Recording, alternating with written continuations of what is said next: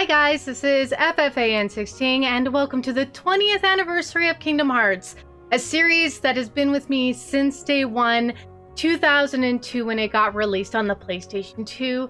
I'd like to go through some of my Kingdom Hearts games and maybe some of my memorabilia and of course my crazy cosplay and just reminisce over the last 20 years of how many different systems this game has been released on for its storyline, as well as just a look at my collection. At the end of the video, we're also going to go over the new items that are getting released for the 20th anniversary, which are Kingdom Hearts Light and Dark Tamagotchis.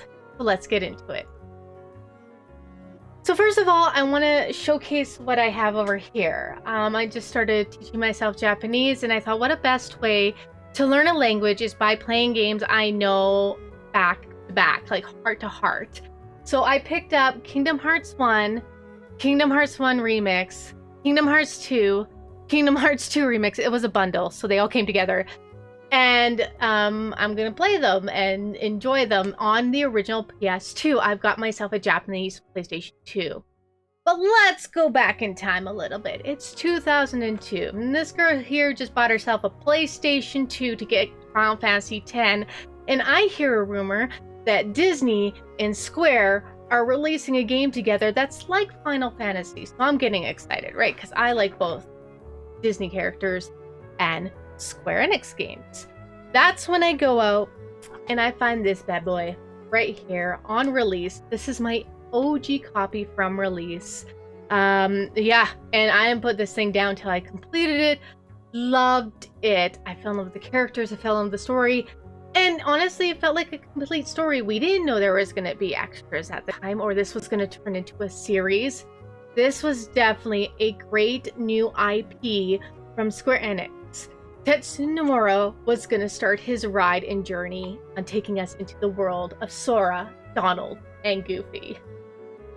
So as we move along and Sora is getting older, and at the end of Kingdom Hearts 1, we know what happens with Sora. You get a secret movie, which he's going to a castle, and we have no idea what this castle is. That brings us to our first handheld game, which is Kingdom Hearts Rechain of Memories. This was released on the Game Boy. I honestly didn't know this game existed. I had Kingdom Hearts 2 before I ever played Rechain of Memories. But I eventually found this and picked it up, and I played it. So I got really excited when I learned there was going to be a PS2 remaster of this game. This game's a funny ducky. I do enjoy playing it on the PlayStation 2 a lot better than the smaller kind of Game Boy screen. Just really, really nice on the bigger screen. But if you try to play this copy on a backward compatible PlayStation 3, you might run into a glitch at the beginning of the game when you're trying to get Donald's card in the tutorial. Donald's card will go right through you and you'll never be able to collect it, therefore not being able to start the game. When I got my backwards PlayStation 3, I've already completed this on my PS2, so thank goodness I had a save that I could move over. But when I tried to start it from scratch, I got the glitch. So I had to go and find someone's save right after the tutorial so I could play a brand new game of this on my backward compatible PS3. So that was a funny story. Then we saw some more handhelds that came out, because after Kingdom Hearts 2, the main line numbers kind of went on a hiatus. We didn't know if Kingdom Hearts 3 was going to be a thing. We got a secret movie at the end of Kingdom Hearts 2, and we thought, well, is that Kingdom Hearts 3? No, it was Birth by Sleep. Terra, Aqua, and Ven are three Keyblade trainees.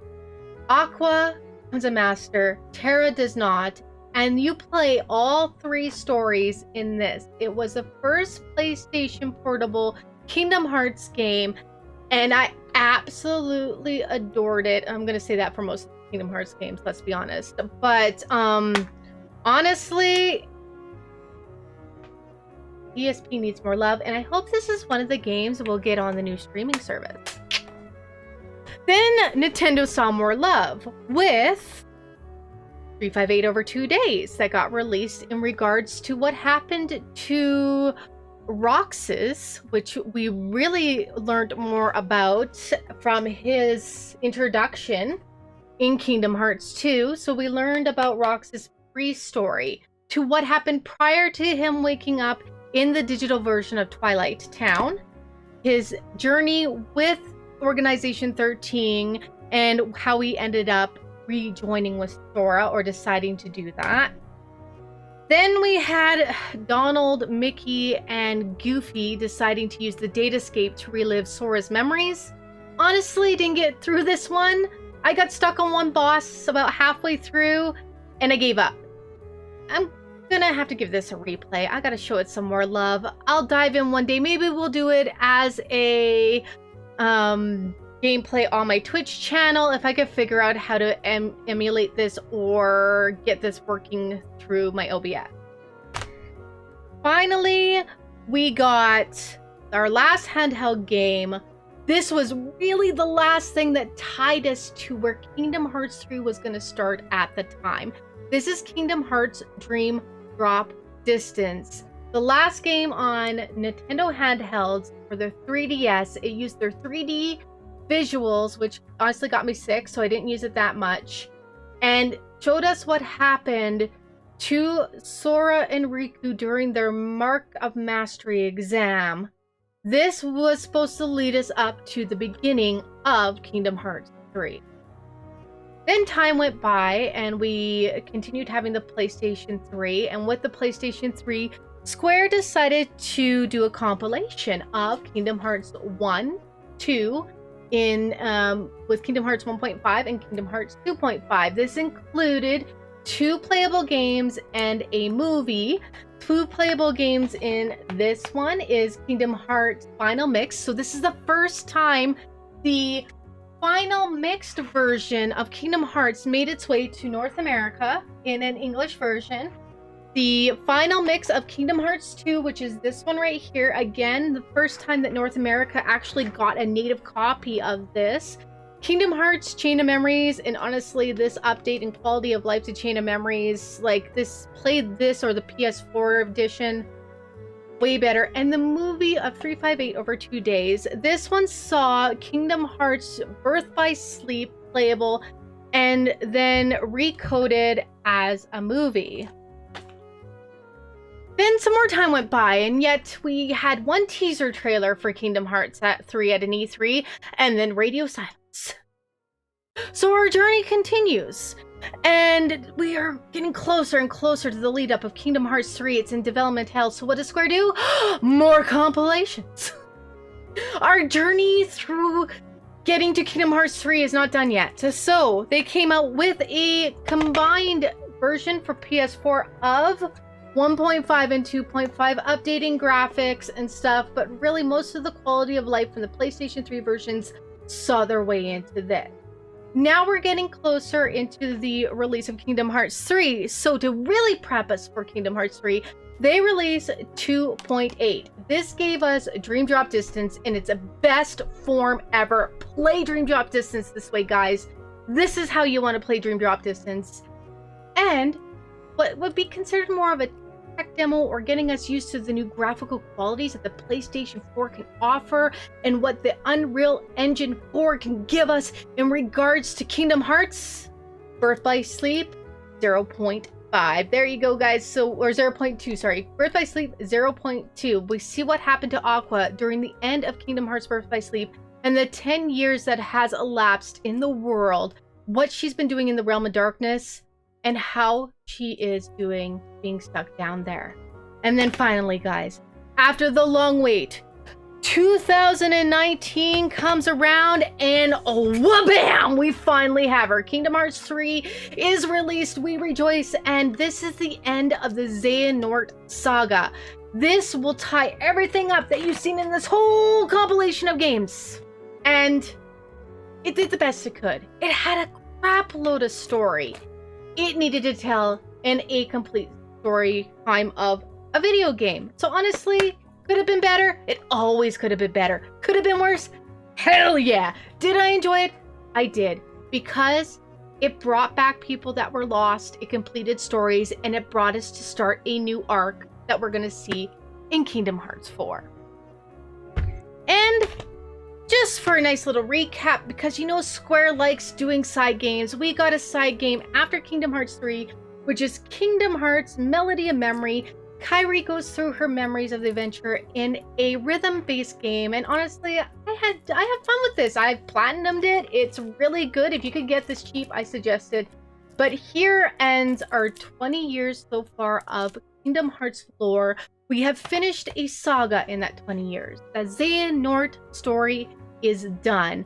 It's taken since 2002 to 2020, I believe this one came out. Let me just double check. It took from 2002 to 2020, but with this one, we are now ready to start a new saga with the Master of Masters and the Foretellers, and what Luxu is doing with that damn box. Why can't we know what's in the box? We need to find out eventually. And why is Sora and Riku in Shizuku? Can't wait to get some more Kingdom Hearts 4 stuff. Prepare for that on the channel, guys. We're gonna watch it. But now, happy birthday, Kingdom Hearts! You're getting Tamagotchis. Yes, guys, to celebrate the 20th anniversary of Kingdom Hearts in 2022, Bandai Namco is coming out with a light and dark Tamagotchi. Let's get into the details and see what we can find out about it. Alright guys, this definitely deserves a big screen. Here is the light and dark. They're showing Sora and Kairi, but it looks like you can have Riku, Donald, and Goofy. Don't quote me, I'll leave my source down in the description below, but let's go through and see what this is gonna look like. As part of the 20th anniversary announced, Bandai announces 2 Tamagotchi models. There'll be a dark mode and a light mode. They will be releasing in October 2020 in Japan only at this time, with a cost of 2,530 yen, which is roughly $20, but that is in their denomination. If you put it to Canadian, you're probably looking more towards, I don't know, 23, 25. Keep that in mind till we go to eBay. The pre-orders are available until May 5th, but this is only on Premium Bandai Japan, and they do not ship to my country, which sucks because Premium Bandai Japan gets a lot of cool stuff. Sometimes Amazon Japan follows up really quickly with it. I hope Amazon Japan gets these. I really don't want to go through eBay to buy these. If eBay is going to mark up the price, something crazy. But let's keep going. Here's another picture, absolutely adorable. So here's the character lineup. We got Sora, who could go into Marine Sora, Halloween Town Sora, Heartless Sora, Donald, Goofy. I think that's, I'm not too sure the last 2 are. If you guys can tell me who the last 2 are. And then we've got White Sora, which goes to Christmas Sora, Tron Sora, Lion Sora, Xion, and Axel. Well, that's interesting. Maybe that's Riku and Kairi. Okay, I'm going to say that the top 2 in the corner there are Riku and Kairi. Then we have kind of another version of Sora, and this one turns into Pirate Sora by the looks of it. I'm not too sure what the middle Sora is. Aqua, Ven, and Terra. That's just freaking awesome. I'm wondering what prerequisites I'm gonna need to evolve Sora into these guys. So I don't know if this is their evolutions, or you get to pick an egg or something and it turns into one of these guys. There is some secret characters, of course. Unknown.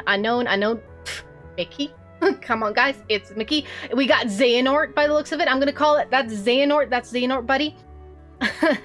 And maybe Roxas, because I don't see Roxas. I see Ven, and I see Xion and Axel. And you know who's missing, you guys? Ven is missing. Why isn't Ven here? So we definitely got a Ven.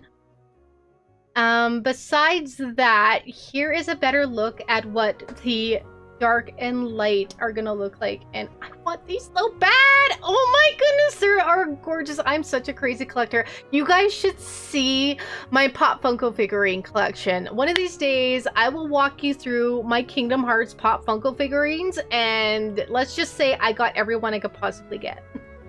that I could possibly get. There's more that I have not gotten, but if I could get my hands on it and I could afford it, I got it.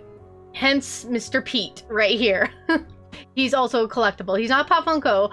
I've also got figurines, but you could tell I'm a bit obsessed with Kingdom Hearts. I love it. It's been so influential in my teenage years and up to now. All right, guys, so that's a small journey in my Kingdom Hearts game collection. Like I said, I have more. I have collectibles. I've got a crap load of Pop Funko figurines. I've got Keyblades, I've got cosplay, and I am immersed in the lore of Kingdom Hearts. Absolutely love this series. It's been with me since 2002. And I grew up with this. I grew up with the story. These characters mean a lot to me. And it's just a world I can just escape into and feel at home when I play them again. This is definitely a series that I pick up and play over and over. And I don't feel exhausted by it. I just want to visit old friends. And thank you, Square Enix, for giving us this new IP. Happy birthday, Kingdom Hearts. I look forward to the next journey we go on with the next saga. Let's go join Sora once again once Kingdom Hearts 4 comes out. You bet your bottom dollar we're going to cover it on this channel. I hope you enjoy this ride that we go on in regards to Kingdom Hearts and so much more on this channel. If you do, please hit that subscribe button so we can work forward to our goal this year of 1,000 subscribers and keep building our Chocobo Knight army. Alright guys, thanks so much for watching. Please leave me a comment down below about your Kingdom Hearts 20-year experience, or did you just get introduced to Kingdom Hearts recently or within the last couple years, or was Kingdom Hearts 3 your introduction to this beautiful, complex Nomura lore universe? Alright guys, leave those like, comments, and subscriptions. We'll talk to you next time, and as always, happy gaming!